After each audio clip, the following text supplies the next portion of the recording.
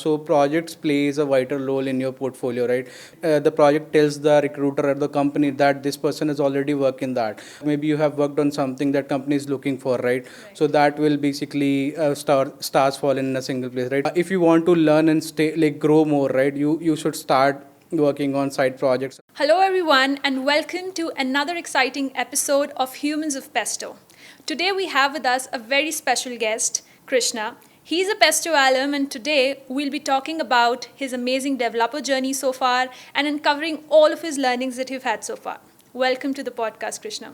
Thank you so much, Laisha, for hosting me here, and glad to be here, right? Perfect. So, to kick off, I heard that you've explored different avenues of Right. tech. So, how did you find your niche? That what is something that you really want to pursue and delve deeper? So, like, I started like my first job around 4 years back, right? And it was a remote job, and I was working as a full stack engineer there, right? I was learning front end, back end, and automations and all this stuff, right? Then I started exploring blockchain, and suddenly I got this opportunity where I basically shifted to a new company. They were in blockchain, and I started working in blockchain. So initially it was a full stack role, but then in the company itself I started learning about blockchain, and then moving forward I learned about smart contracts and all this stuff. And it's been 2 years I've been working in the blockchain industry, and like, yeah. I would love to understand how, in your journey so far, you discovered Pesto. What led you to become a part of the Pesto family?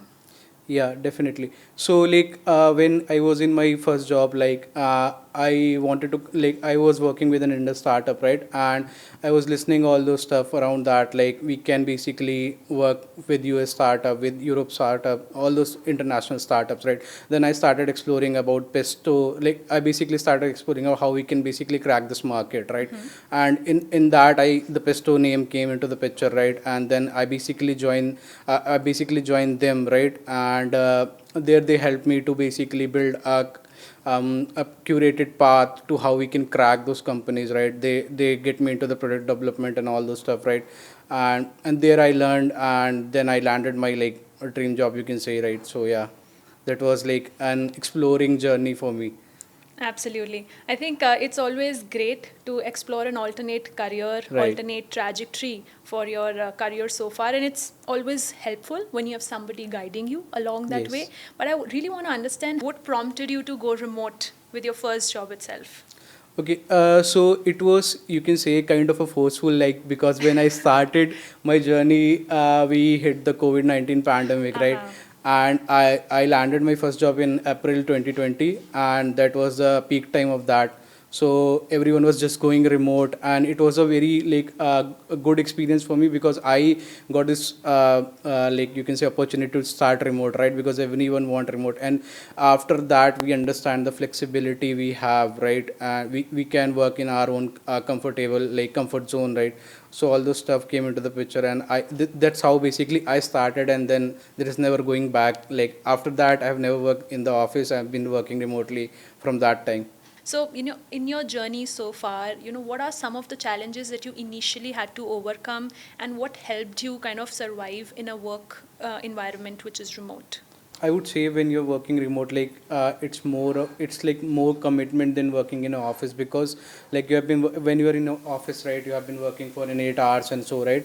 But when you're in remote, right? You have been contributing whole day, or maybe it based on you. Like if you want to contribute more, you can do that, right? And then there is another challenge, which is basically the communication, right? Like if you have something that you're like stuck, right? So you have to communicate over the calls, which might be a challenge for few of the guys, right?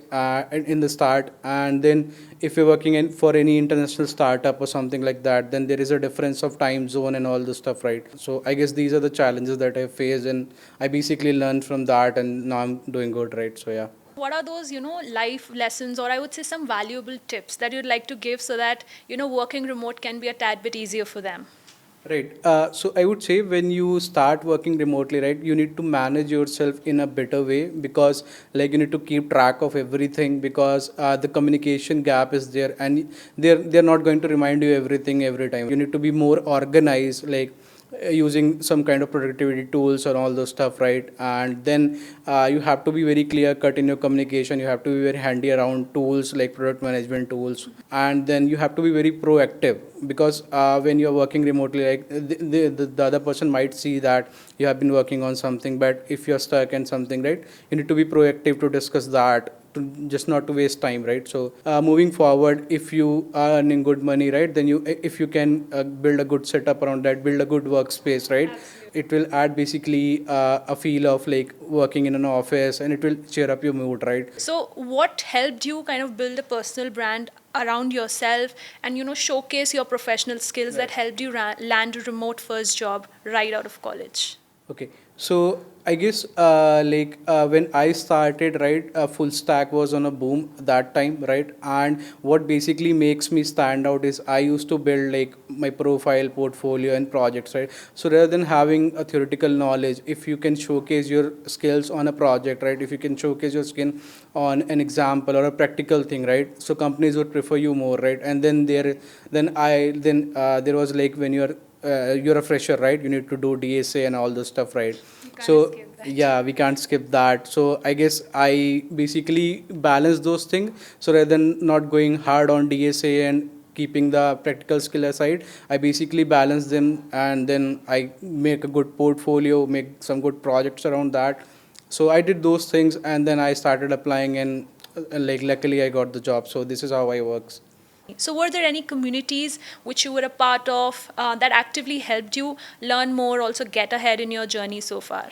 So I basically like I have been a part of GSDC as well, and then I also, there was a scholarship that time from Google for the Android development. I joined that, right? So I've been the part of many communities. I basically also like work with Udacity, if you have heard about that, right? So I'm just doing around those stuff, like working through the community and building friends around that. Then like creating a group, building softwares, all those stuff I have done a lot. So I guess a community will always push you. Like if you have a group of people, right, which will be aligned with the same mindset and the same kind of stuff, right? So you will be kept on going, and the discipline will be there, right? So I guess yeah, definitely community will going to play a like definite role in that thing.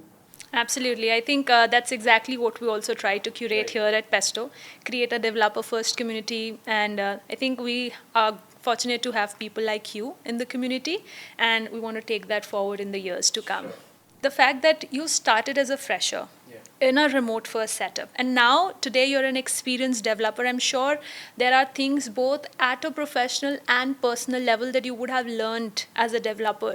What are some of the advices that you'd like to give so that they can also understand and better build a trajectory around their career and have a roadmap early on, so that they can end up at places where they really want to be? Sure.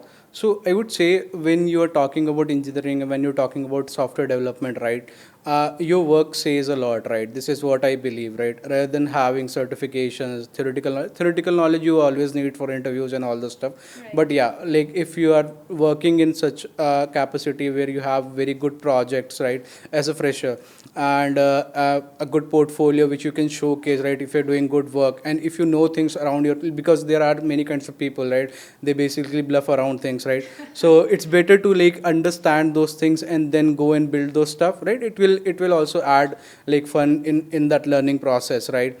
And then moving forward, when you are basically gaining some experience, right? So rather than being a generalized engineer, you should move toward a specialization, whether it be blockchain, AI, data science, anything, right? So if you're moving toward that, you will be like unbeatable, I guess say. So, in your journey so far, how did side projects actually help you? Since you mentioned that you landed your first job yourself, I'm sure building a good portfolio of projects would have been a very pivotal point to showcase your skills to recruiters and companies. So projects plays a vital role in your portfolio, right? So it basically that the project tells the recruiter or the company that this person has already worked in that, and maybe luckily if you have luck, maybe you have worked on something that company is looking for, right? So that will basically stars fall in a single place, right? So that might happen for few of the person, right? And then if you, like even like suppose you are working with a company, right, with a particular stream or in any particular technology, right? If you want to learn and stay like grow more, right, you should start working on side projects. Suppose you're working in front end, right, and you don't know about back end, so you should start learning back end, create side projects around back end. So maybe in future, if you got any opportunity in back end which is better than that, so you're learning those things, right, and you have that knowledge. What's your view that AI has on the current job market? Do you think it could, replace engineers in their job?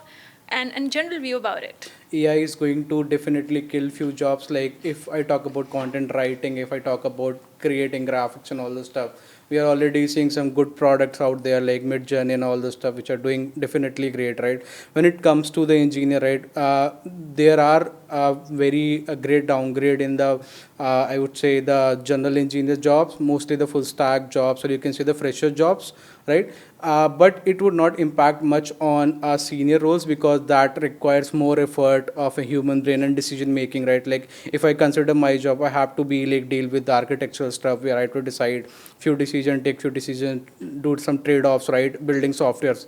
So I would say AI might need some more time to develop those thinkings and human capabilities, right? When it Right. comes to building some architectural stuff or taking some decisions, right? As a senior dev right now, Yeah. is there any skill you wish you had learned earlier or sooner in your career? When I used to watch websites currently that we're building, like in WebGL animations and all this stuff, right? They are like very cool website where like objects are moving from here and there, right? Right. So I would say I wanted to learn that, but since I'm more into the back end right now, and I cannot move to the front end again because it's like a very huge leap, right? So Right. so that skill I would say I wanted to learn just to build those cool graphic animations websites, right? So yeah. And if you were to work in any tech company today, Yeah. which one will that be? So when I was like a kid, I started these things. So definitely, Fang was one thing that is like the dream of every student, right? Absolutely. But other than that, I have like researched about the company which is Tower Research. If you have Yes. heard about that, Yes. right? So my dream was to basically work there. Like they have a very good projects and research team, right? So yeah, definitely, if I got any chance to work there, I'll do that. So, when you've moved from the Web 2 side of the world and transitioned into a Web 3 role, how Yeah. do you feel things have changed for you as a developer? So like when I basically shifted from Web 2 to Web 3, right? So firstly, what I was doing is basically comparing the analogies, right? Like in Web 2 this is this, and then in Web 3 this is this, right? So I'm just comparing those things. But suddenly I came to know that Web 3 is basically the Web 3 architecture is basically the replacement of the Web 2 backend, right? And when I basically know about that, so one thing I would say that you need to learn is basically have patience, because when you're working in Web 3, right, you might encounter some problems which would take a day or probably a week to figure out, right? Because Right. like it's a very unexplored area, right? And we are still building the architecture, we are still stabilizing the core of the blockchain and all this stuff, right? So I would say like you should be very ready to explore things, you should be very patient to debug things, right? And that there's nothing about that on the internet, so just need to go to the basics, read the documentations, and figure it out, right? So I guess the patience is just something that you need to learn when you are shifting to that. To all the developers that are out there, at various levels of experience, whether it's a junior dev, a fresher in college, what's your one message to them to, grow in their personal and professional journey as a techie? I would say like when you start your technical journey, when you start your engineering journey, right? I would say focus more on building your core strength, right? Don't just go with the trend. First, understand what is computer fundamental, what is exactly engineering is, how you develop the software, because it's basically the same thing even if you're working with any kind of language, right? So if your core are basically strong, you can keep up anything. And the another thing which I would actually want to focus is learnability, right?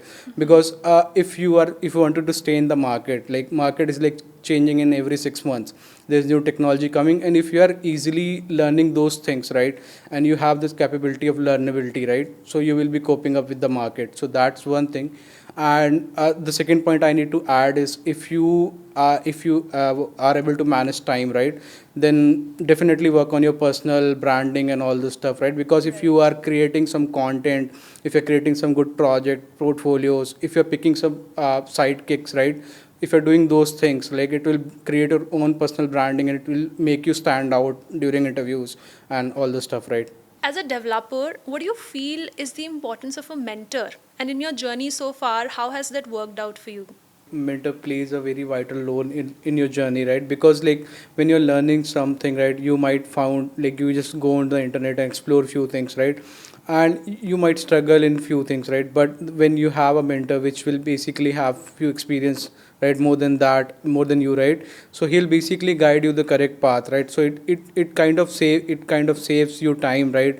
And it also like he has already explored those things, right? So I would say that is one thing like mentor can add, right? How to document thing, how to write good documentation, how to create some good flow charts and architectural diagrams and all those stuff, right? So these are the things that I've learned from my mentor, and that obviously keeps me apart from like anyone else like who does not have those skills, right? Finding a mentor is not that easy, you know. How do you find who can guide you? So, how did you find your mentors? Yeah, so like definitely like finding a good person, like because they are also busy in their work and life, right? So I would say if you are not able to find any mentor outside the world, you can just join any kind of community, right? It can be pesto, it can be anything, right? So we're basically these guys are like doing what they are doing is like getting those mentors just for you, right? So I guess if you're joining any community where people are there just to teach and share the knowledge, right? So that will be very helpful. And thank you so much for joining in today. Those were some stellar tips that'll go a long way. Thank you so much for hosting me here. It was a great discussion for me as well. Yeah. And to all our listeners, thank you for tuning in to another exciting episode of Humans of Pesto. We'll see you again very soon. Keep learning, keep growing. Thank you.